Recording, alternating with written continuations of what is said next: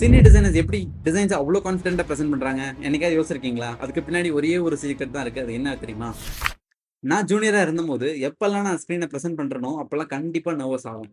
But அதே டிசைனை வந்துட்டு சீனியர் ப்ரெசென்ட் பண்ணும்போது ரொம்ப கூலாக கான்ஃபிடென்ட்டாக ப்ரெசென்ட் பண்ணுறாங்க. நான் ஒரு நாள் போயிட்டு அவங்கள்ட்ட என்ன காரணம் அப்படின்ற மாதிரி கேட்டேன். அதுக்கு அவங்க என்ன தெரியுமா சொன்னாங்க? நீ உன்னோட டிசைனை ப்ரெசென்ட் பண்ணுற, நான் என்னோட டெசிஷனை ப்ரெசென்ட் பண்ணுறேன் அப்படின்னு சொன்னாங்க. அது எனக்கு ரியலி ஹிட் ஆச்சு. ஃபார் எக்ஸாம்பிள் எப்படின்னா, ஒரு ஜூனியர் வந்து ஒரு டிசைனை ப்ரெசென்ட் பண்ணும்போது இந்த ஸ்க்ரீன் இப்படி இருக்கும், அந்த ஸ்க்ரீன் இப்படி இருக்கும் அப்படின்ற மாதிரி ப்ரெசென்ட் பண்ணுவாங்க.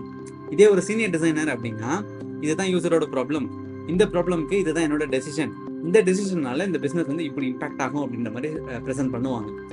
Same design, different framing, completely different authority. So next time நீங்கள் ப்ரெசென்ட் பண்ணும்போது உங்களோட ஜஸ்ட் ஸ்க்ரீன்ஸை மட்டும் ப்ரெசென்ட் பண்ணாமல் உங்களோட டெசிஷனை வந்து ப்ரெசென்ட் பண்ணுங்க.